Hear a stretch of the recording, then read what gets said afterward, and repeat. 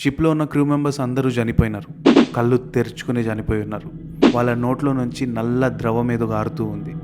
బాన్ వోయాజ్ అనే మాటకు అర్థం తెలుసా? ఒక షిప్ సెయిల్ అయిన తర్వాత దాని సేఫ్ జర్నీ, వాళ్ళు అనుకున్న డెస్టినేషన్ రీచ్ అయిన తర్వాత వాళ్ళు అనుకున్న పని జరగాలని వెల్ విషింగ్గా చెప్పే మాట. కానీ ది ఎస్ఎస్ ఒరాంగ్ మెయిడెన్, ఈ షిప్ ఏదైతే సెయిల్ అయిందో అది తిరిగి అస్సలు రాలేదు. పోనీ డెస్టినేషన్లోనే ఆగిపోయిందా అంటే మధ్యదారిలోనే సముద్రానికి అంకితం అయిపోయింది. మామూలుగా కాదు, ఇన్ అ మోస్ట్ టెరిఫైయింగ్ వే. కరెక్ట్గా షిప్ సెయిల్ అయిన కొన్ని రోజులకి ఒడ్డులో ఉన్న వాళ్ళ క్రూ మెంబర్స్కి ఒక టెరిఫైయింగ్ మెసేజ్ వస్తుంది.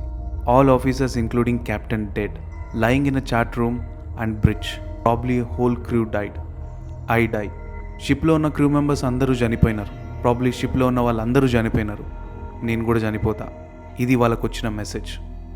అందంగానే రెస్క్యూ షిప్లన్నీ రానే వచ్చినాయి. Spine chilling visuals కనిపించినాయి.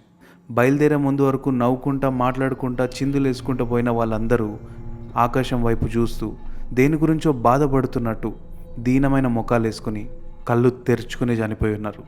ఒక్కరు ఇద్దరు అంటే ఏమని అనుకోవచ్చు. షిప్పులో ఉన్న క్రూ మెంబర్స్ అందరూ క్యాప్టెన్తో పాటు ఆకాశం వైపు చూస్తూనే ఉన్నారు. ఇంకా టెరిఫైయింగ్ విషయం ఏంటంటే వాళ్ళ నోట్లో నుంచి నల్ల ద్రవం ఏదో గారుతూ ఉంది. విషయం తెలిసిన తర్వాత రెస్క్యూ క్రూ మెంబర్స్ అందరూ రావడానికి దాదాపు 2 నుంచి 3 రోజులు టైం పట్టింది. ఈ 2 రోజుల పాటు వాళ్ళ నోట్లో నుంచి ఆ ద్రవం అట్లనే గారుతుంది. వాళ్ళ ఆకాశం వైపు అట్లే చూస్తున్నారు. చనిపోయి ఇన్ని రోజులు అయిన తర్వాత కూడా వాళ్ళ కళ్ళు మూతపడలేదు, వాళ్ళ బాడీ కుళ్ళిపోయలేదు.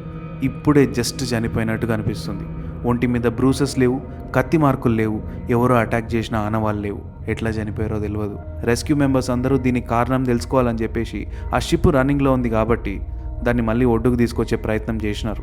కానీ మధ్యదారిలో అన్ఎక్స్పెక్టెడ్ రీజన్స్ వల్ల మిడిల్ ఆఫ్ ద సీ ఆ షిప్ ఒక బ్లాస్ట్ వల్ల పేలిపోతుంది. ప్రపంచంలోని రహస్యాలన్నీ సముద్ర గర్భంలో చేరిపోయినట్టు ఈ మిస్టరీ కూడా అట్లనే కలిసిపోయింది. ఇది హాంటెడ్ షిప్పా లేదా సముద్రంలోని ఏదైనా జీవి వీళ్ళని అటాక్ చేసిందా? చేసుంటే అందరూ కరెక్ట్గా ఒకే డైరెక్షన్లో ఆకాశం వైపే ఎందుకు చూస్తున్నారు? అందరి ముఖాలలో అదే ఎక్స్ప్రెషన్ ఎందుకుంది? వాళ్ళ నోట్లో నుంచి వస్తున్న ఆ నల్ల ద్రవం ఏంది? అంత ఎక్స్ట్రీమ్ క్లైమేటిక్ కండిషన్స్ ఉన్నా కానీ ఎండకి ఎండి వానకి తడిచి చలికి కుళ్ళినా కూడా బాడీలు ఎందుకు అప్పుడే చనిపోయినట్టు ఫ్రెష్గా ఉన్నాయి? వీటన్నిటికీ సమాధానాలు ఇప్పటికీ దొరకలేదు.